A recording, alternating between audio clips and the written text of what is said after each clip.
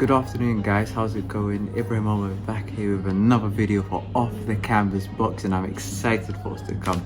Over the last, I would say 6 months, boxing has been very, reduced, shortened.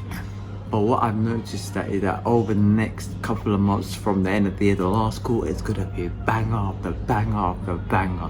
It's going to be immense. Literally, we had 4 weeks of fight camp. Then we had the studio fights with Frank Warren. Things are going big. I don't know what's happening with the US lot. Someone keep me posted. What's going on with the Americans? I know they're doing a few pay-per-views with Joanne Davis, etc. But I'm not hearing a lot of racket from them. Maybe it's because during their lockdown is a bit longer than ours. I don't know. But yes, literally, guys, this winter time is going to be like, imagine Power, Breaking Bad, and all of those like top TV shows all coming out at once. It's like, you know what I mean? And so I'm excited for what's to come.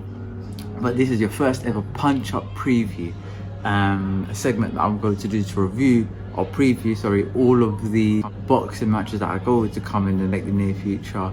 And I'm telling you, what we have Sunday actually, hang on a minute. We're having a boxing match on a Sunday the 4th of October 2020. We have a boxing match on, and Sundays is a bit odd, you know what I mean? We're used to Saturdays, towards the end of the evening, like you could prepare it, the day leads up to the evening. A Sunday afternoon, it's interesting, I'm open-minded to it. But on this week's card, I'm telling you, we've got banger after banger. Marco Calic versus Buatsi. We've got Cameron versus Arujo. We've got Alan the Savage Babbage versus Now Kennedy. Okay, we also have Aki Fiaz on the card with Kane Baker. We waited for this card for a hot minute. We also have John Harder Jr., etc. And I'm gonna go right into it, guys. Give you guys a preview of this bill. At the top of the bill, or the first ones on the bill, to my understanding, it's going to be Adolfo versus John Harder Jr. Now, John Harder Jr., guys, I'm telling you, guys, he's one of the most inspirational fighters out there. He's got he started off from the streets of Brixton. I think it's Brixton, South London, but he's from the ends, you know what I'm saying? But he started from the streets of Brixton, literally got into the wrong crowds, ended up going to prison. Coming out of prison, he decided to live a disciplined lifestyle. He decided to train to the sport of boxing. He's literally, after hard work and discipline and getting himself out there, he's got to a position where he could fight for the British title. Now, if he had if someone in his position a few years ago in prison or on the streets, etc., to get a British title, is like, we're talking aiming for the Premier League, you know what I mean? Or not Premier League, but aiming for the FA Cup type situation. Literally, to some people, it's out of their mind. So he's one of the biggest inspiration in boxing, a powerful person for the youth, and he's fighting Linus Adolfo. I hope I'm saying this incorrectly, for the British title. I'm excited for what's to come. Linus Adolfo 15, and also this is not a pushover fight. And John Harder Jr., also managed by Dylan White, along with another person on the card, which I'm about to explain later on. So that's exciting stuff. We have Aki Fiaz versus Kane Baker. We've been waiting for this fight for quite some time, although see, with this pandemic, you use that as an excuse for anything other. You say, oh, why don't you visit me? The pandemic. Why don't you send me a text? Pandemic. Anything pandemic, literally. So Aki Fiaz is facing Kane Baker. So I'm really excited about that fight as well. And then we also have one of my favorite fighters currently. If I explain to you this Alan the Savage Babbage, okay? So Alan the Savage Babbage, he grew up in Croatia and worked as a nightclub bouncer. Was literally on small hall shows and decided to dedicate his future craft to boxing as well, whilst working in a nightclub, so fighting on dead shows, doing national championships, etc. And literally came into boxing with like barely amateur. And I don't think did he even have an amateur. He barely had an amateur pedigree. Literally, through his hard work, persistence, and dedication, lined up a sparring session with Dylan White. Dylan White liked him and took him under his wing. And this is one of the stories of literally a rough diamond in the making. And Alan said that he's one of the funniest guys. He's got an alter ego, Alan. He's got an alter ego called the Savage, and this is where this guy got like nuts. He wants to cause maximum violence. He's not here to muck about, and he's fighting a guy called Now Kennedy. Now Kennedy's Irish, tough opponent, etc. And it's a very good step-up fight for Alan the Savage Babbage. I can't wait for what's to come for him. This guy, he'll fight today, yeah, and wants to fight tomorrow and next day and the next day. There's no warm-up fight, but this guy, he doesn't want a warm-up fight. He's the opposite. He wants to he wants to go from top to bottom. He doesn't want to go from bottom to top. You know what I mean? So he's one of the best. Like, it's refreshing. As a fan, it's refreshing. Fighters want to get in there and get stuck in. And he's fighting on October. He's fought like 2-3 weeks ago, but you know, like, it shows the caliber of the person. Then we have an all with like a female fight on the cut. This is what I'm saying.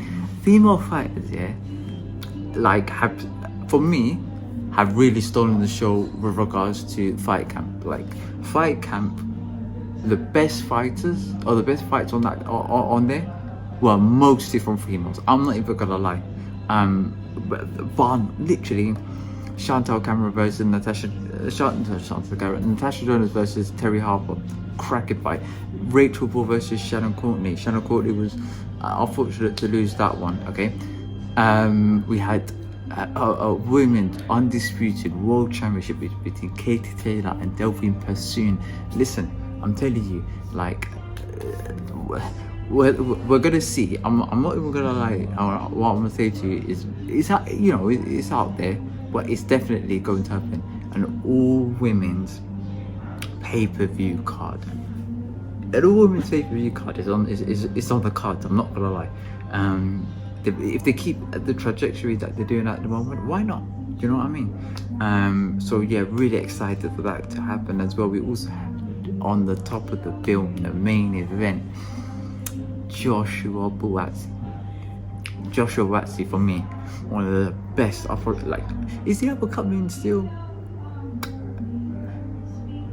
The best, I would say so. I would say, the best up-and-coming fighter on, one of the best in the whole UK.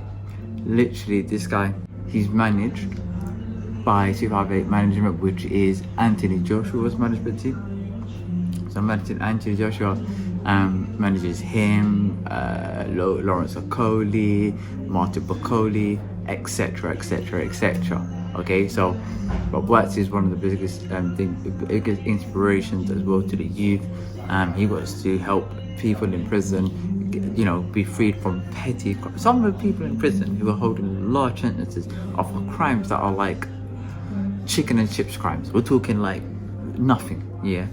So I heard during about David keeps helping those people out as well. So he's doing a lot, and I'm really proud of him.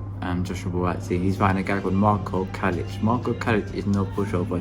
He's Croatian.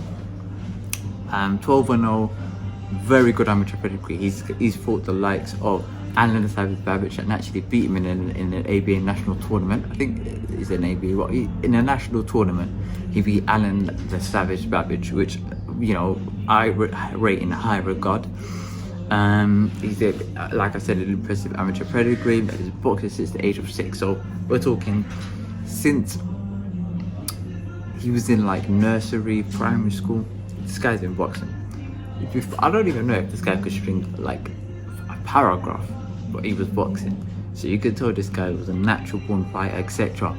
Very good opponent for Joshua Buatsi in the light heavyweight rank. Literally, this guy can go from him a couple of fights, 2 to 3 fights onwards, and then fight for the world title as well. And potentially also, for me, I would love that world title to be, or undisputed, shall I say, against Anthony Yard. And like, for me, undisputed all British world title fight between Anthony Yard and Joshua Buatsi.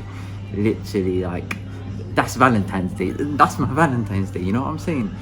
So I'm excited for what's to come. Eddie's putting on amazing shows.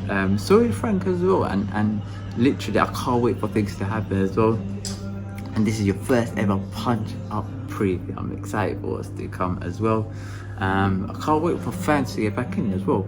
On October the 4th, I don't think there's going to be any fan. I think this is all in Newcastle, but I don't assume that there's going to be any fans. So I can't wait for fans and people, spectators to come back. It's probably going to only be like 100, 200, if not 1,000 people.